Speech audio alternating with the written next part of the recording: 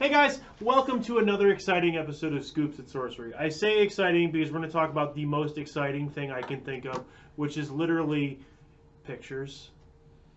Pictures.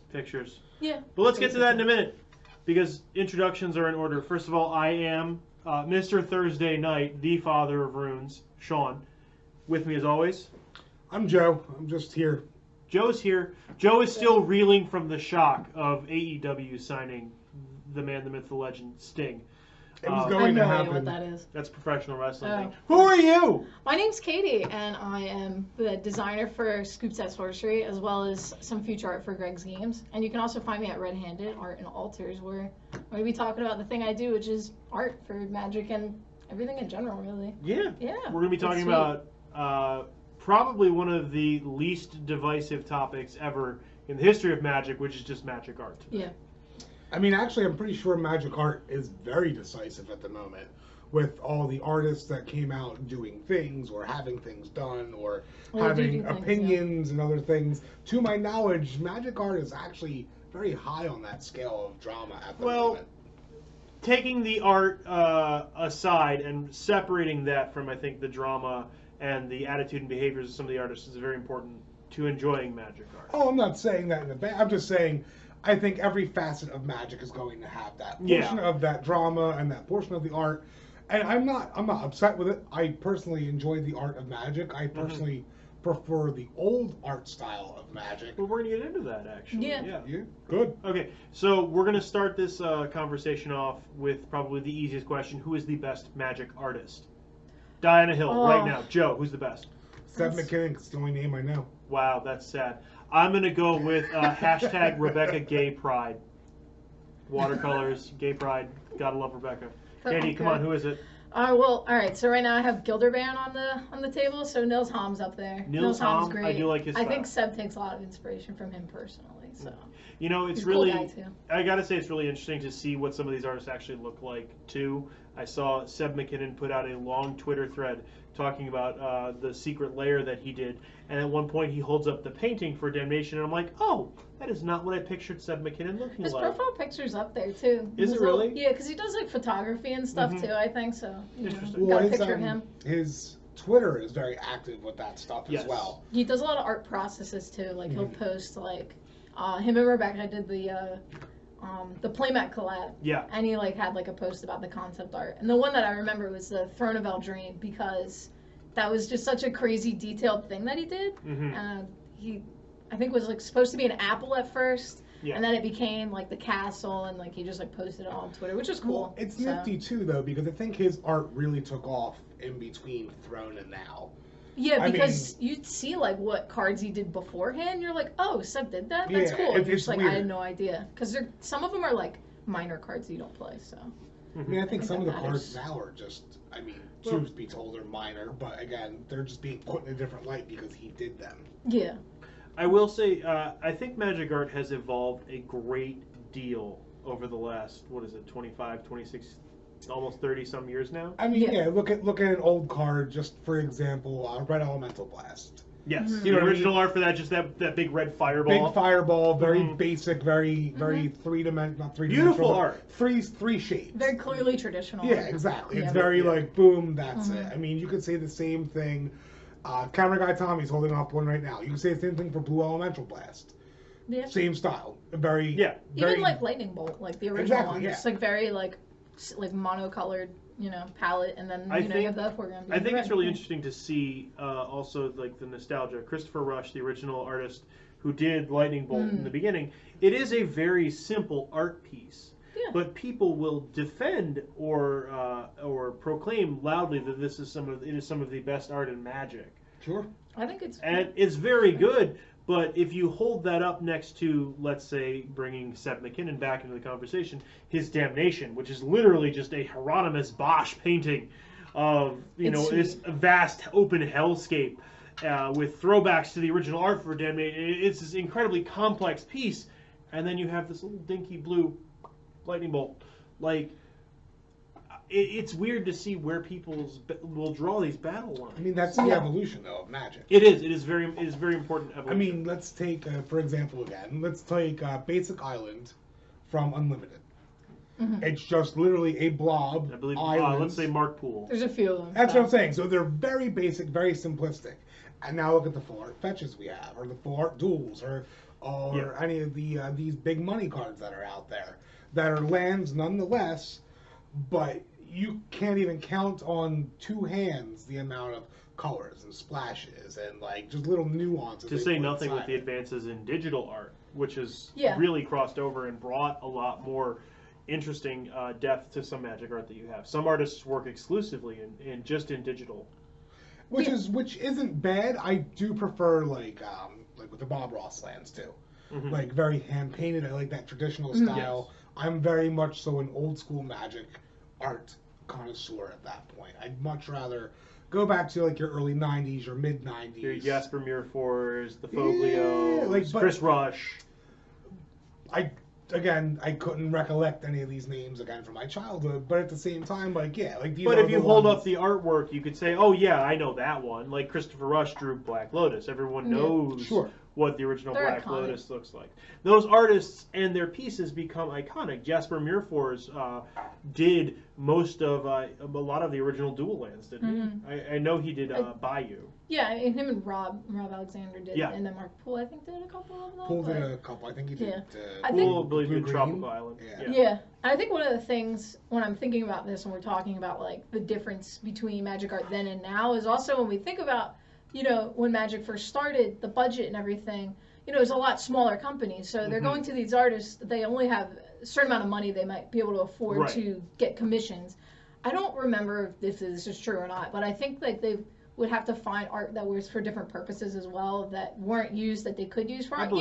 Like they're just doing what they can to. Like, here's a painting of a fish. This is clearly we're going to use this as a monster. Yeah, it's like not all of it was probably specifically for cards. Even like with the Force of Will, the original one, that wasn't supposed to be what it was. Blue card. It was like something else. They scrapped it, and then they were like, okay, we need art. So I think the time period, like 90s art, and then maybe the ask that they were given, like, we need you to make a lightning bolt, but the amount of money or time that they could put into it was maybe minimal. I like them though, because nothing like art doesn't always have to have a bunch of detail. No, like it doesn't. Impressionism and stuff like that. Shout out to one of my friends, Joe Galletti. One of his favorite cards ever that I've seen him play is Stasis. I like that. And the original art for Stasis is just so bizarre.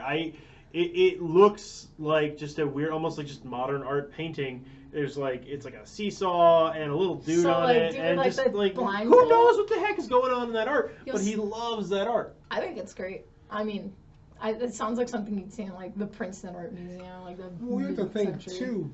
Back in the original days, from what I understand, was they did the original black border, and when they did like revised and unlimited, they pushed into that white border. It was to make it look more like pieces of art. Is that why? No, that was not why they did white bordered cards. I was under that impression for a long time. No, white bordered cards were to signify corsets and reprints. So all your corset cards were white bordered, and when they did reprint sets like Chronicles, those cards were white bordered too. Okay. Learn something new every day. They do kind of look, because canvases are generally white. Correct. That is a fair point, yeah. Or like if you were to frame something. These ones don't. Oh no! Like see the Jace. Like there's like a white frame around him. Like when you mat a painting. It draws a lot more attention to the painting itself, I think. It gives it like some space as well. So then, on that topic of art, then, what are some more of the modern cards that are out today that came out, let's say, in the last 2 to 3 years that you feel are the epitome of the art created for Magic? Well, okay, so I feel like these days you've got a cadre of artists that really represent the zeitgeist of how people expect Magic to look right now. Yeah. You've got Seb McKinnon, who is currently like the new hotness, one of the bigger artists to be featured lately. You've got Magali Villeneuve. She draws a lot of the female figures. She's a French artist. She did Huntmaster of the Fells when they did, I think it was From the Vault Transform. She did Thalia. She does a lot of really interesting work with shading and a lot of really epic female art. She did Captain Sisse from the Secret Lair International Women's Day. Okay. So she's very famous for drawing just really powerful women and female figures. You've got one of my personal favorites these days, Victor Adame Menendez. And he's got a really, really good style that really, it reminds me a lot of just like modern day comic books. Yeah. Jesper Eising is another artist who I have a great deal of love and affection for because he built a commander deck to play with game nights of just cards he's done in Magic. Yeah, Yes, that's like the And I was Walker like, that is thing. the coolest flex I have ever seen in my life. And he's like, Oh, yeah, yeah, I just that's built awesome. I built my deck. And it was not particularly good, but it was a really fun just to say. He's like, oh yeah, I painted that, I painted that, I painted that, I painted that, I painted. He's got Thought's Oracle, so you know it's good enough. Yeah. For some. I think these artists are really iconic to today's Magic art style. And I know I'm missing a lot of artists that still do work. Sure. Yeah. John Avon, the iconic lands artist, Yeah. still does work. Kev Walker still. Kev does Walker work. still does work. He pops up in sets Yeah. frequently. And there are a lot of artists that are doing work that I didn't name. Like Sam Burley does a lot of lands these days, and he does not pop up. He didn't pop up on my list until just now. I mean, Nils Holm still does work. Nils Holm you know. still does work. It's interesting to see how Wizards kind of goes through artists that way. Where an artist they'll start using more and more work by an artist, and that artist will become more popular. Their work will become, more regarded within the community, and then Wizards will almost back away from that artist a little bit.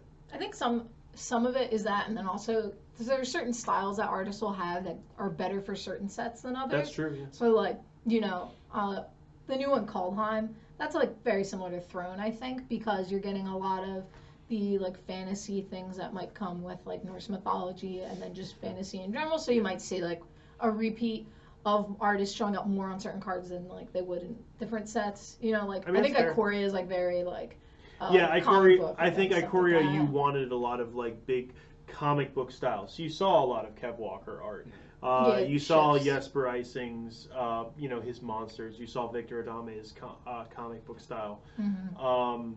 Whereas if you go back to Innistrad, where it was all about like these heroes, you saw like powerful figures. So Magali did more work there. It's also more realistic as opposed to being cartoonish in that sense. That's right. Yeah. Mhm. Which is really, I like that surrealism though. I like when they do like the vampires and the werewolves, and they Yeah. took their time with that, and they made sure that the werewolves were highly detailed, and they would add that. And I would hope for when they take the trip into the D&D one, I hope we see more of a cartoony / realism for the Dungeons and Dragons set. Okay. I want to see realistic dragons, and I want to see realistic heroes, but I want to see a mimic that's cartoony looking. That's fair. I want to see like an owlbear that's slightly cartoony looking. I want to see monsters that you would normally see as creatures that are very ferocious or fierce in that light, but the other goofier ones, like goblins or hobgoblins or just other little things like that, I'd like to see them more fleshed out to be what you would interpret them as, Mhm. So taking a couple steps back, we can go and look at some Magic artists that we don't see as much work from anymore that were more iconic. Maybe we'll call it like the middle ground, the middle stages of Magic evolution. Sure. So let's say like 10 to 15 years ago, artists like Therese Nielsen, who recently, because of some of her personal life choices, is not used as much by the Magic community, but her art remains incredibly iconic. Yeah, I mean, we play with those cards all the time. Rhystic Study. She did a Path to Exile that was really good. Yeah. Force of Will. Yeah, So- both of them. I mean, so not the then, judge one and the is new that one, something that you would judge somebody on when you played a game with them? No. I know people have feelings, but I'm saying this has been things that have been brought up before. Right. Like, I play with Noah Bradley lands. Yeah, I still do. Yeah. I find him repulsive for all the things that he's done and everything he's admitted to, Yes. but I like his lands. And at that's the end of the day, I was able to get an overabundance of his lands for a cheap price, and I choose to play with them because I like the way they look. And I'm not going to criticize anybody for playing Therese Nielsen art on cards or Noah Bradley art on cards. There's another former Magic artist who has been beset by controversy for personal choices. I will not play those cards. I will sometimes play Therese Nielsen cards just for not having an alternative art version. But Noah Bradley cards, especially since he did a lot of lands, I'm not going to play those lands because I don't want them. I didn't like them that much to begin with anyway. Sure. Yeah. Again, personal choice. Mm. But I'm not going to give you a hard time for playing with them. That's your choice to make. Sure. Yeah. I don't force my politics on you. You don't force your politics on me.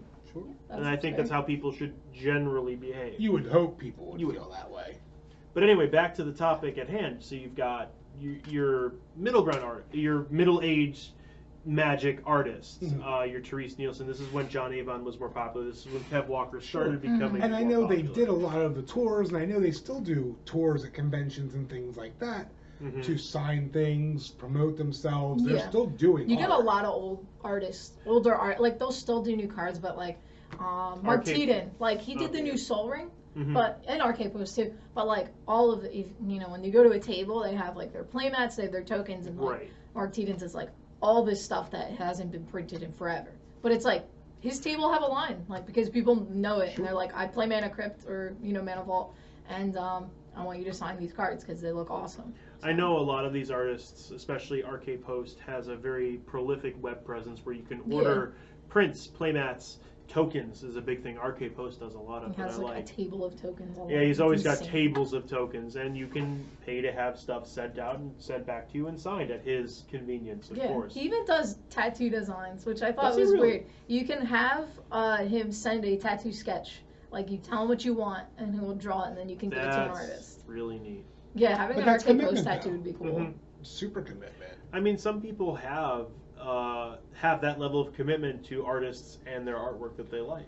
I mean, think of people who get Magic tattoos. Or just Same like situation. tattoo artists that are sought out for their style. Like Arcade Post is like tokens have a style that like that'd be a cool tattoo. Like that'd be absolutely sweet. Yeah. So I think, and for me personally, Magic art has the most interesting sub hobby within Magic the Gathering that I've always kicked myself for not getting involved in, which is the collection of original Magic art. To have like the painting of a Magic card hanging up on the wall. That's more than the cards themselves. Some of them, and I remember 10 to 8 years ago when I was younger, and my kids were younger and money was tighter, and you could get a Magic painting for $300, for $300, $400, $500. As opposed to, I believe, and we're going to keep coming back to Seb McKinnon because he's just in the news everywhere, his Damnation sold for, I think, $66,000. That's like when I went to SCG Con and Nils Hahn was there, and he had, because my favorite card is Baleful Strix, and he had not the original, but a recreation of the oil painting. And I asked out of curiosity, like, how much is it? And he's like, do you have a car? Like, I was just like, yeah, I don't want to pay like, $20,000 or something for this. Like, as cool as it is, it's, it's not for everybody. Like, that's why they make prints. Like, you can get prints of it, which are way cheaper. I have like a demonic tutor print. Yeah, prints are a great way to enjoy Magic art on your walls at home that are more affordable. You can get, so let's say Therese Nielsen, you can go onto her website and you can order a print of Ristic Study for probably $20 to $40.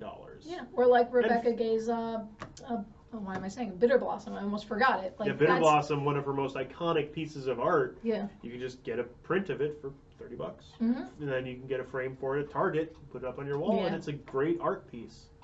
Yeah. See, unlike you two, though, I'm not the big art buff.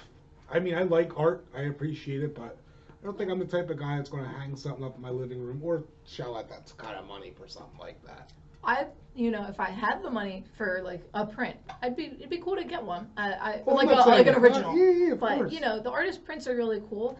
And like for me, like if I had to hang up like Magic art, I'd probably go more on the landscape side because if people come over and they're like they don't play Magic, they're like, wow, this art's awesome. It's like, yeah, it's from this game. It's like, wow, really? Because the one thing that Magic has, I think most other card games don't, is like art that is probably more appealing to people who aren't even interested in the game. Because you see like Pokemon, Yu-Gi-Oh, like Dragon Ball. These are all very specific. They're pushing the art agenda though lately. Like they're very like into that. We need to make art-based cards now as opposed to just being what they used to be. I think Magic's doing that too, but on a more broader scale. Like, okay, we talk about your favorite thing, Secret Layers. Like, what are they? The Tumblr artists doing stuff now, like.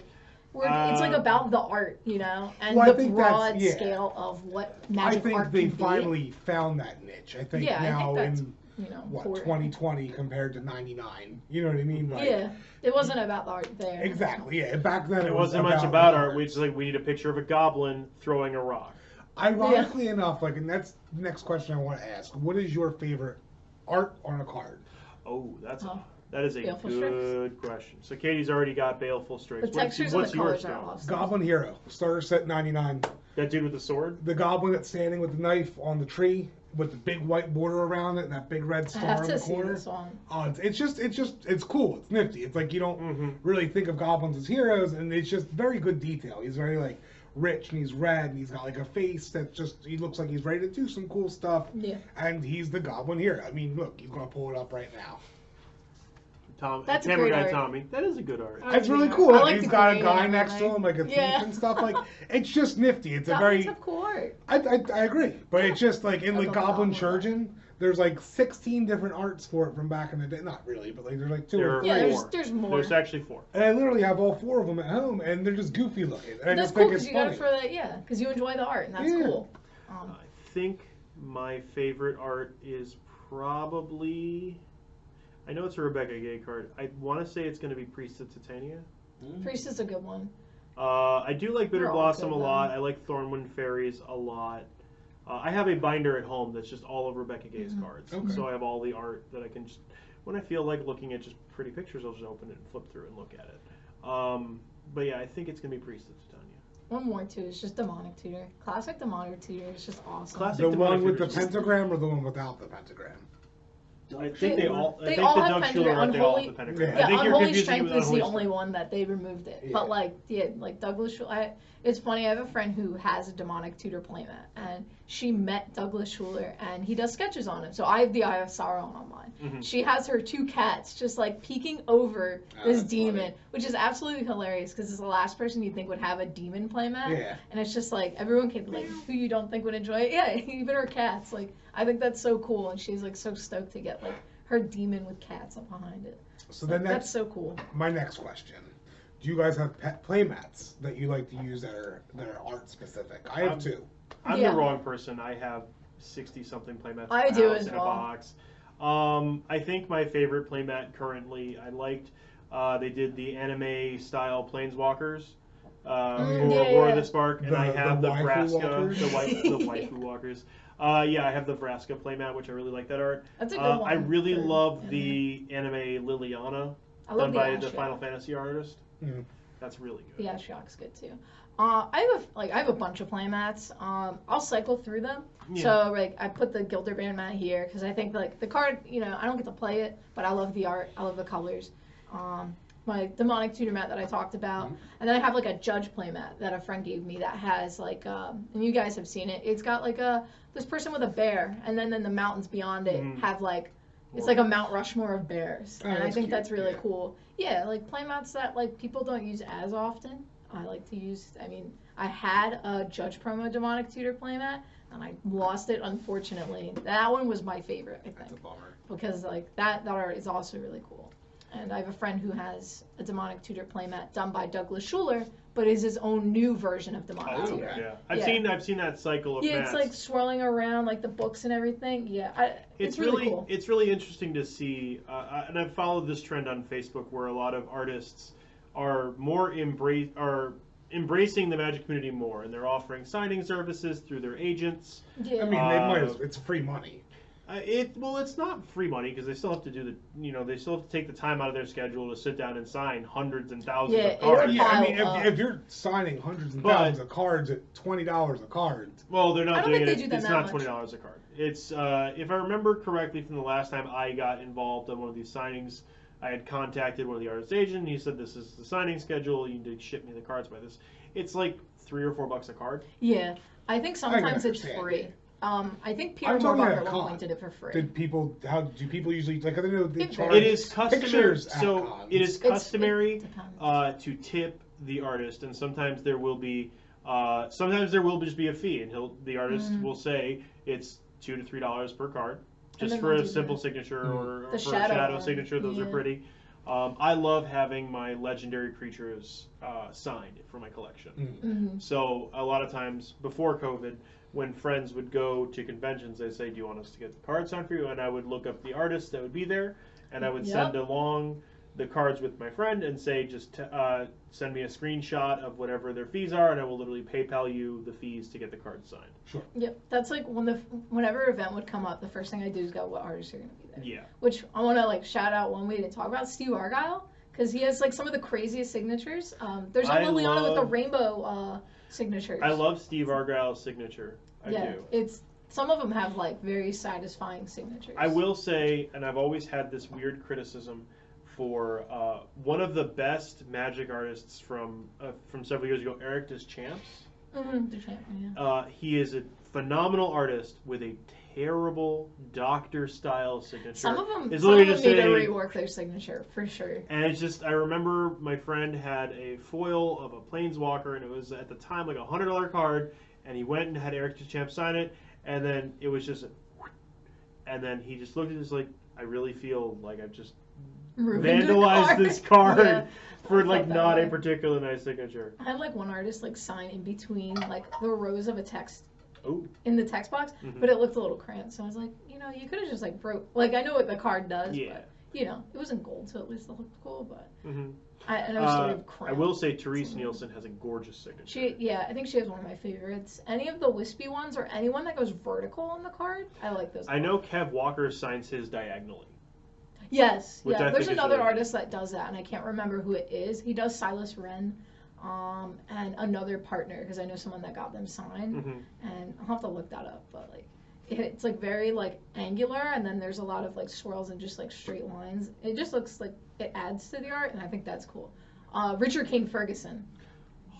Yeah, that one does the most intense one. I'm not the art guy, so I'm not. Again, He does like a text box, I know someone who has a Price of Progress. It takes up the entire text box. Yeah. Because it's just like he just sits there with a gold marker pen and just fills the entire card with like runes and just this huge elaborate signature where it's almost like you're getting a completely new card. He's out there. It sounds really painful to me. It takes away the value of the cards.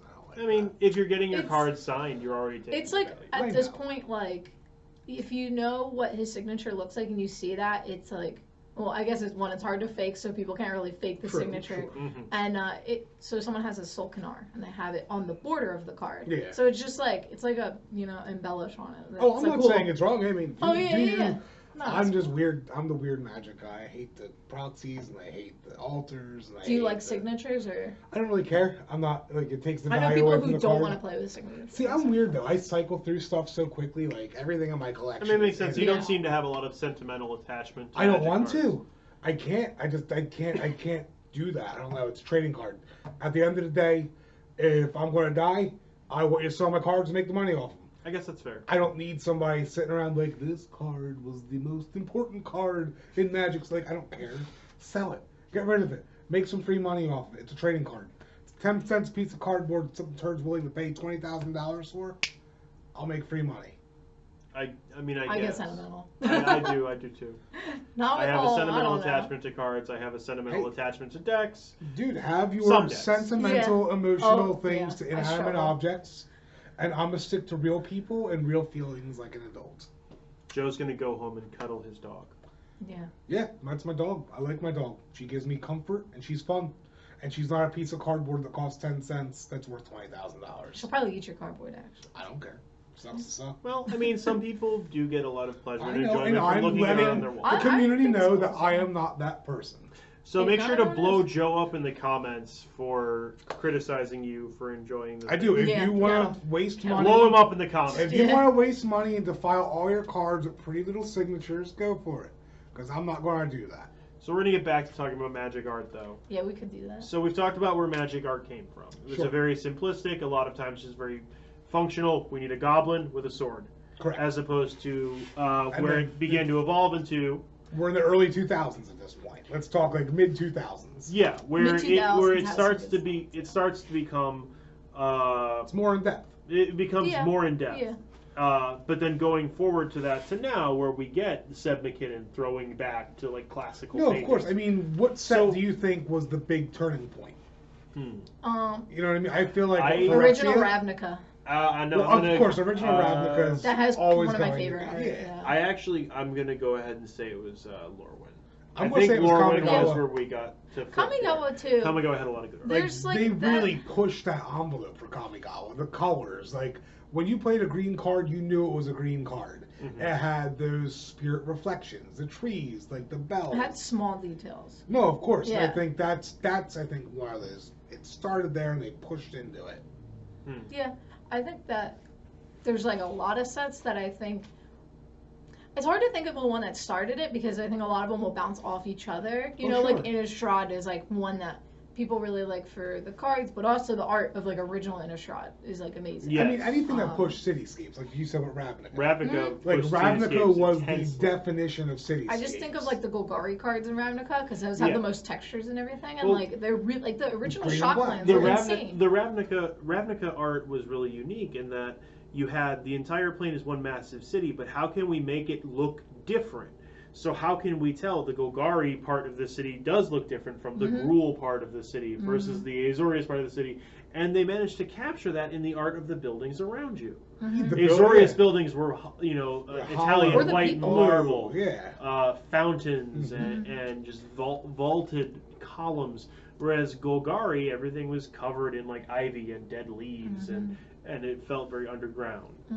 And the people, they had like, even for the new one, they talked about the fashion design they had to do for all the characters and stuff, just so that it fit whatever guild they were part of. Right. So that's cool. It was like a movie. It was the equivalency of making a movie, but you're making a movie. Yeah, like set design. Yeah. And that type of intense art direction is important. And that's one of the jobs at Wizards of the Coast is an art director, a person who's in charge of just going to these artists and saying, I need a painting of, and I'm going to pick on, let's say, the commander that I like, Emoti. I need this, like, snake, this naga that it symbolizes the power of just cascading through things. So they put this writhing snake figure, very much in a beatific Hindu deity pose, in front of just cascading waterfalls.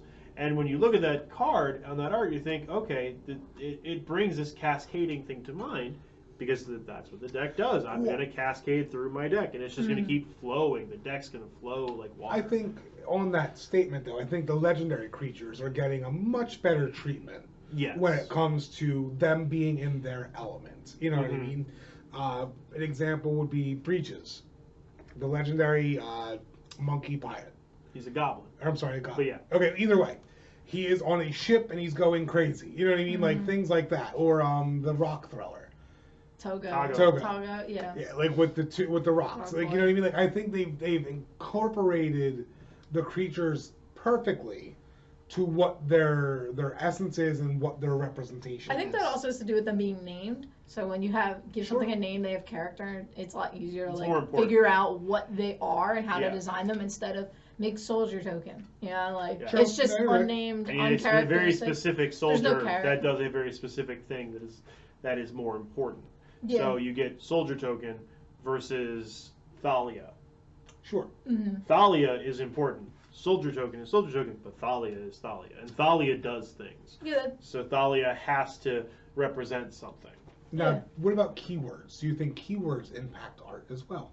I actually do. Flying. Flying, obviously, yeah. But if you have usually cards with trample, have a very, either the figure in the art is very big, very stompy looking, or reach, or you'll see a very reach dynamic is like spiders. You'll see a very up. With trample, you'll see a very dynamic, like usually like forward rushing, kind of art. So like art front from overall, very front heavy, I guess, on the perspective. But with reach, a lot of spiders. So things with like either very long arms or the long legs. Again, implying it's going to reach things. Yeah. First strike creatures will usually swords, I think. Lances, I think, would be better. But the creature will be back in the perspective of the art. But whatever weapon they have will be the focus, and it will be very forward focused. Yeah. Which it's kind of funny though, because it's really making me think, I guess, about other artworks in the game. So we've been talking heavily about creatures and like specifics and lands. Right. So that makes me think of just an example, like the new cards from the new Commander set, like your Fierce Guardianship, your Deflecting SWAT, your the black one. Oh, geez, Deadly Rollick. Deadly Rollick. You know what I mean? Like things like that. I think those are also very important because Deflecting SWAT is a Stegosaurus bouncing a spell. Well, it's actually, and this is a neat way of looking at it that I didn't notice until somebody pointed out to me. The art for each of the free commander spells features the commander on the art. Yes, correct. Of the deck it comes in. Yes. So Fierce Guardianship has, I think it's a Gavi Nest Warden on the deck countering the spell. Deflecting SWAT, that Stegosaurus, is Calamax. Yes. Yeah, and Obscuring Haze, which is my personal favorite, which is the Fog, has the bug, Cathril. Yep. I think those are, but that's, like you're saying, that's a really neat way to show you get this spell is better if you have your commander. It's got the commander on the card. Correct. So it's that way the card art is telling you, hey, you should play this while your commander is out. Well, they also tell a story too. Yes, like I've been learning that through Magic now. Is since they're not doing like big novels and big stories and actual written. They kind of flip flop back and forth. But I know that the last trip that we just took to Ravnica was done heavily inside the cards, correct? And like the Nicobola story. Yeah, Ravnica had the books, but I think War of the Spark had more of it was told through cards. But you're right. You're right. Too, but like I know the Gideon, the spellbook Gideon that came out. It told Gideon's life story through the cards and through the flavor text. And I think that's a strength Magic has through their art direction these days. They'll do story spotlights on cards, but as you're looking through cards, we've come a long way from Goblin Hero. We don't know what the story is for Goblin Hero. Oh, sure. But when we're playing Magic now, if we play the card Cathartic Reunion and you see Chandra hugging her mother, what is it, Pia Nalar, you can tell that's what's happening. Sure. It's Chandra finally being reunited with her mother. And it's a very important story moment for Chandra and for the Kaladesh block. And that's evident on the art. No, of course. And I think that's a big thing. I think that's a really good way for Magic to keep pushing it. And I think especially with Kaldheim, the School of Wizards coming up, the D&D story, that's what I'm more excited to see. I know the story of Kaldheim. It's going to be a hero. He's going to be fighting against the world serpents and all that jazz. You think so? Mythology. I think so. I know it's going to be heavily influenced by Norse mythology. What we'll probably have is probably one of our famous planeswalkers fighting against the world serpent. No, of course. And I think that's because that's how Magic. And I think that's an important way to think about Magic now. Is that the Planeswalkers are the cast of Magic the Gathering at this point. Yes. Jace is Mickey Mouse. You know, Chandra is Minnie Mouse. That kind of thing. They're the marketable characters. And you've got your main supporting players with, you know, Jace, Chandra, Nissa, Gideon, rest in peace. But, like, and then you've got your supporting Muppets, your Vraskas, your Ashioks. They pop up and people know them and like them. Like, I love Saheeli Rai. I think she's a really interesting Planeswalker, but she's not. Don't forget a Johnny. Chandra. I do like a Johnny. But so then, what do you think? I'm excited right now the most for the D&D set. Okay. I want to see the stories of Waterdeep that I've been growing up with for the last 15 to 20 years. Yeah. And I want to see them fleshed out in Magic. Because Magic has been teasing that D&D crossover the moment they put out all the D&D books and they incorporated it into 5.0. Yeah, we've been waiting for the streams to be fully crossed for years, and now it's literally on the agenda. I want to see the Mad Wizard. I want to see Well, Halifax's basement. I want to see all the crazy guys that just live in Waterdeep. I want to see the Wardens. I want to see the Boros. Boros is going to be a heavy influence. I want to see Elminster. Oh yeah, like that's like. What does an Elminster card look like to you, Jeff? Something goofy. I think he's going to be shadowed. Okay. I think it'll be a very shadowy, like he'll be there, but it's going to be a shadow of him. I'm really curious to see if they're going to get a lot of the iconic Dungeons and Dragons and just high fantasy artists. They should. There should be no reason not to. Larry Elmore. I think it's a missed opportunity. opportunity. I think they're probably. I would love to see. Oh my god, I can't think of what the hell they're called. The Eye Monster. Beholders. Beholder. I want to see Seb McKinnon do a Beholder. Ooh. I think that would be so cool and like a full art thing, and each eye is just a different style. or not like a different style, but like a different like element to it. Like it's wearing each ring on each eye. It's got each power in each eye. I'd love to see like a black eye, a red eye, a green eye. I actually, so I think I would imagine we're gonna get a beholder of some kind. I would rather see Seb nice McKinnon do legendary mind creature. flayers. That would be cool. That would be really nifty. Like literally, like a Demir mind. Ooh, a Demir one. Oh yeah, they'll absolutely Sucking the brain They'll out either of be somebody. Demir or Yeah. Sultai, but they'll be. Oh, I could see It'll be Sultai intense. too. Yeah. Some vampires. I know that we're getting vampires and werewolves at the end of it. I don't think we're gonna get vampires in the D&D. Maybe a set. nice lich. We'll probably get a lich. Probably.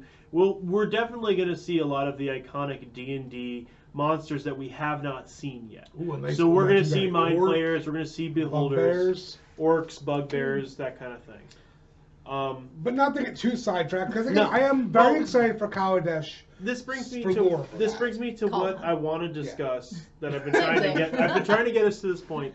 Where do we think Magic Art is going? I mean, they're pushing digital now. Well, I don't mean Well, I was necessarily fine. like digital versus traditional, because I think you're going to have it's going to be split no matter what, and Then it's what going to do you be You more. can get a lot of digital to look traditional too. You can, but yes. So what do you mean? Clarification then. Well, so we've said that Magic Art originally started as a very function based. We need a goblin with a sword, Mhm. as opposed to now Magic Art is telling a story. Do we think Magic is going to get more experimental with the art? Are we going to see a new shift in art where just something becomes the new normal? I'd like to see a lot of the art experiments be kept outside of the sets, so like the secret layers and all that. And then I think Magic having like this broad group of artists continue to work. And you know, if Seb McKinnon is the most popular thing right now, you know, like I think his art's great. Put him in more cards, that's fine. But keep incorporating new artists and you know so what Seb McKinnon grabs will doesn't do grab. an entire Weed block. him out. No, yeah. Yeah. But like he can still do like a card. Like imagine a Seb McKinnon Planeswalker.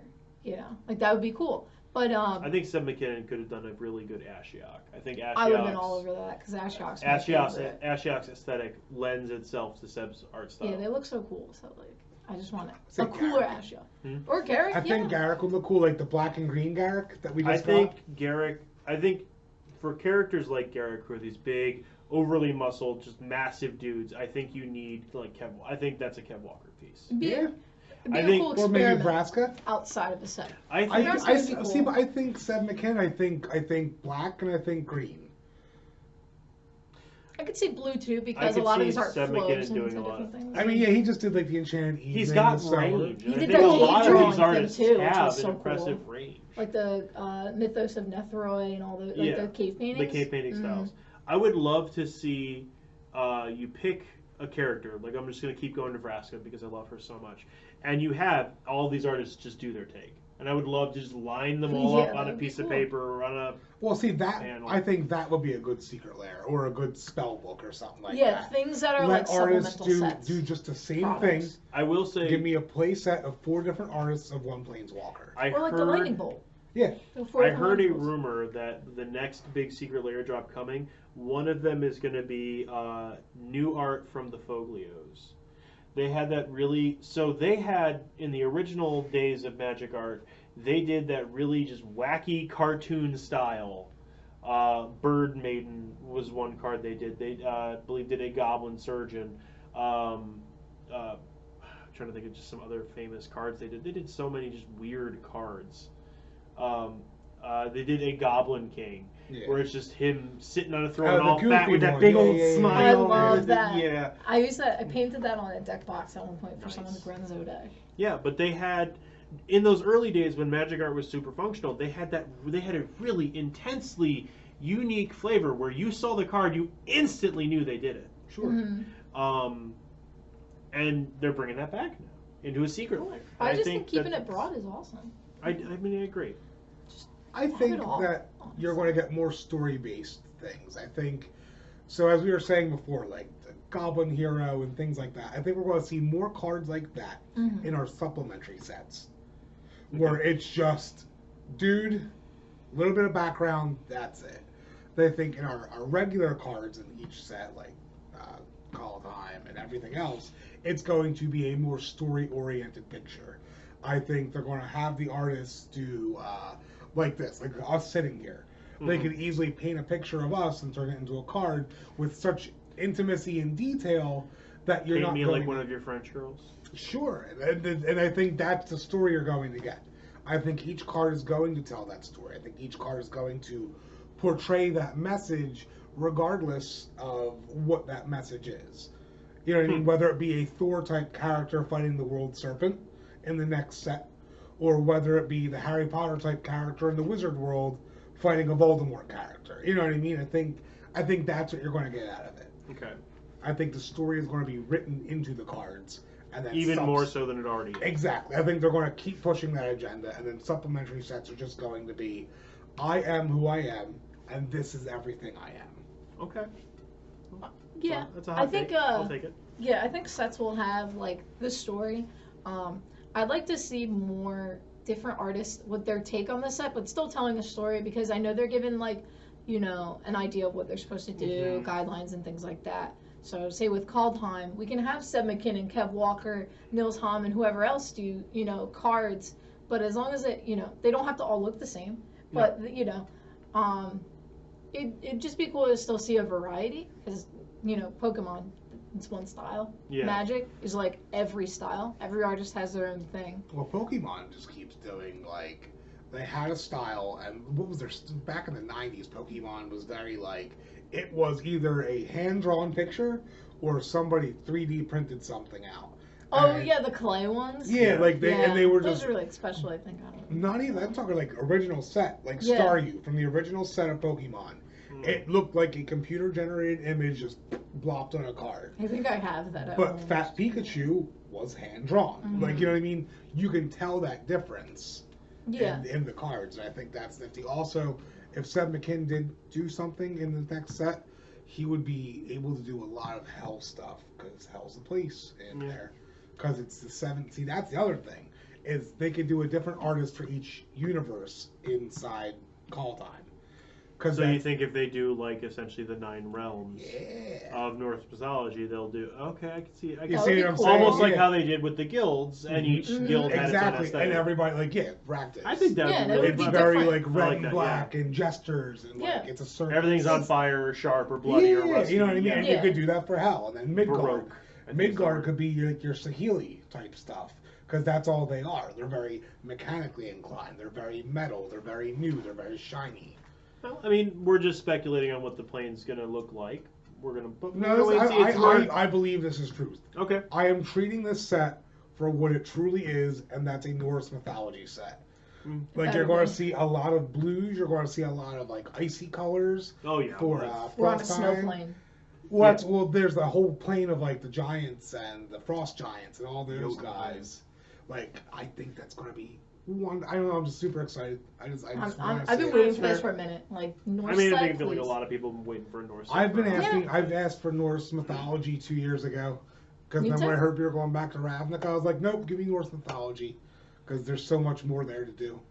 Well, But I mean, we're a it's- couple weeks out from probably spoilers. It's so difficult, though. I feel like, and I'm this is me to Magic though, and whatever. I think they need to stop doing these one set takes. I think that hurts Magic as well. I think us going to Ravnica for like a whole block again and then War of the Spark, that's nuts. But I'm going to Call Time for one set. I'm going to Harry Potter World for one set. I think the idea is that they're trying to test the waters more on some of the new sets. So Ravnica is a known quantity. Wizards knows we want Ravnica. Yeah, I Wizards get that. knows we will buy the bejesus out of But Ravnica. I want that continuity. Like, if you're really trying to tell me a story, tell me a good story. Don't tell me a half-baked story and then wrap it up. Well, I think the problem that they had before was that when they did a story over 3 sets, it was going too far. It was too long. And what was that? Look at the original Theros block. It was just boring. Nobody cared at the end of it. Theros was ultimately a boring set, though. And you could say that. But, like, unless you're playing one of the God cards, how many things from Theros withstood that test of time? Well, the artwork you're is talking beautiful. about two different things, though. You're talking the about the lands were story of the different. set versus the mechanics of the cards in the set. I'm talking story-wise. The story puttered itself out, which is unfortunate. You know Because what I mean? they spread themselves too thin. They only needed one set maybe 2 sets to tell that story, and instead they spread it out over 3. And I'm not going to say that. I agree with you. You know what I mean? I think they were wrong for pushing that story too long, but that's also their own fault for doing that. You know what I mean? There's probably a lot of yes men that sit there and they're like... I think we should do an episode in the future where we talk about magic story and magic fiction. Maybe get somebody with a background in like storytelling or writing or literature. But that's another episode for another time. Sure. I think we can talk about pictures. We've been talking today about art for a hot minute. I want to make sure I give you a chance to plug some of your stuff, Katie. So why don't you talk to us a little bit about your altars business or your personal artwork, things like that. Yeah, so right now I'm doing a lot of magic altars, been doing, cool character playmats. Mm-hmm. Yeah, I mean, there's a lot to talk about with art, Yeah. And I like doing everything, and we have some cool stuff that we have planned. Mm-hmm. I haven't done, just sketches by myself in a minute, and I've been doing a lot of magic art, but when I do sketches, I like going for the creepy stuff, we talk about, like, the demonic tutors, and we have like some creepy holiday things coming up as well. I was gonna say I saw some of the art that you shared with the staff today for a project we're doing in the store, and I really like that one, the token, the little design that you had done that should be forthcoming soon. It looked really good. Oh yeah, like I want to just do a bunch of cool stuff with everyone, different styles of everything. Mm-hmm. Like, if you wanna get an altar, do card altars. And we didn't talk about that, but it is like a whole market in its own. Yes, people love getting their. It's not even like they might dislike an art per se, but it's like this card has another story to them that they might want to change. Or magic artists will alter their own cards. Steve Argyle has done some questionable altars with his Lilianas, but and I'll do altars. I've even done people as cards they enjoy. So if someone had played a storm deck, I did them as like a Delver of Secrets with like a past influence behind it. So, I do playmats, altars, gonna work on t-shirts at some point, and I don't know. It's weird to shout myself out. Okay. I just like doing art, but it's red-handed, art and altars, Facebook, Instagram. My Twitter is just Lady Stark because I love Game of Thrones, but I don't really use it. Okay. But yeah, and then if you want to see me in person, come to Greg's Games. Like, I'll be here. We're 2 minutes down the road to do some, EDH or whatever. But I'll talk about art. We can, I come in. We'll have tokens and T-shirts and all that. Tokens, and they can book you through the store too, as well as our Facebook, Instagram, and all that stuff. If someone wants to get an altar, if we want, like, we can link the stuff in the description. Email me, message me, whatever. I'll just talk to you. We can talk about what you want to do and make something really cool. Sweet. I'm out here making stuff to look cool. I just like art. It's cool. Now, my next question on top of that would be, what are your types of payments? I've heard that you take cards, I heard that you take cash, and I heard that you take other things like that. Yeah, so... How many chickens will it take to make my demonic tutor cool? Chickens, like chicken nuggies, because we could talk about that. I hear the owner of this establishment owes everybody here at least 40 nuggets. At least, yeah. Oh, no, wait, no, he brought them later. He did. He made good on his promise to have more. He didn't give us 40 nuggies. I got like 10. Oh, yeah, everybody got 10 nuggets. Yeah, so we'll have to talk to him. I was going to say. But, I've done, PayPal, Venmo, stuff like that. If we're in person and you want to pay cash, that's fine. If you have a cool card that I want, I might try and trade for it that way. I've done it before. I know a lot of artists who do that. Yeah.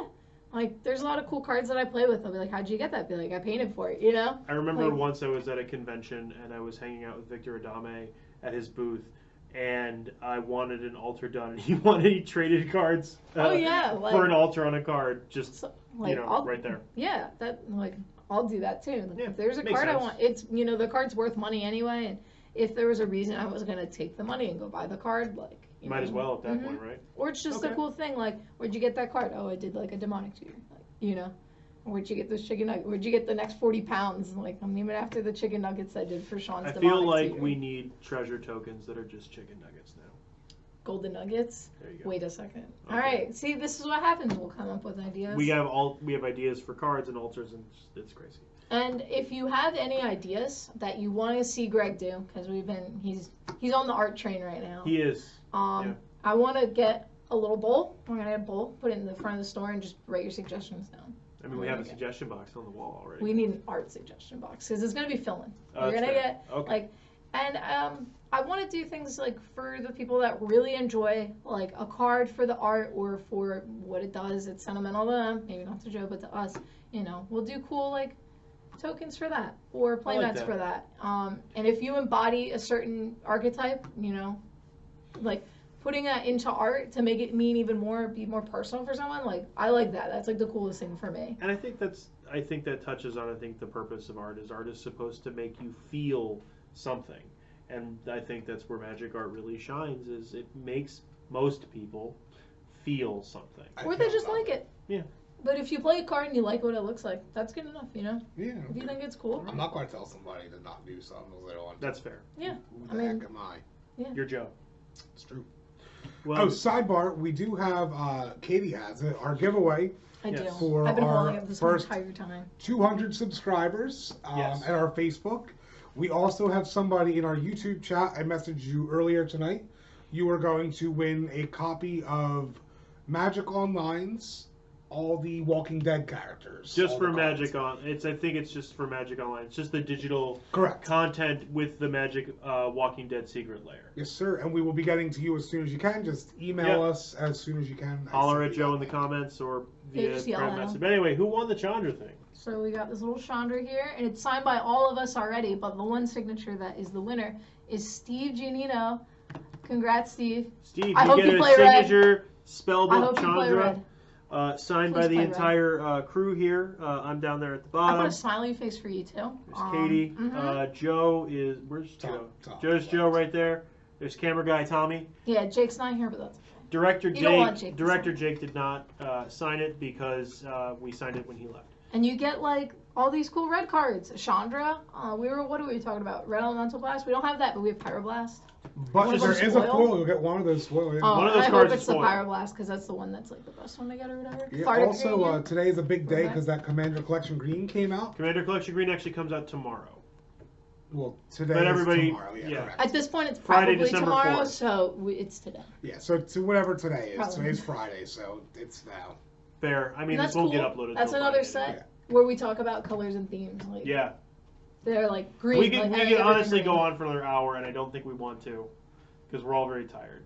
Yeah. So I'm we're not gonna. tired, I think though. we're gonna call it a day. Yeah, Thank you, Katie, for coming on, talking was art with fun. us. I like talking Even about though she usually sits behind the camera and just hangs out with us and sketches and draws or flips through magic cards while we're doing this. It was nice to have you hanging out with us. We even have, here's the logo for you guys if you want to That's a red-handed Remember alders. it. find it and do art stuff. Do it. Sweet, yeah. So, guys, this we fancy thank you day. for joining us tonight. I've been your host, Mr. Thursday Night, Father of Runes, Sean. I'm Joe. Joe's still I here, love the contrast. hanging out. This is Katie. Katie, our art director. She's awesome. Thanks to everybody for hanging out with us, and we will see you next Thanks week for having here me, at the game. guys.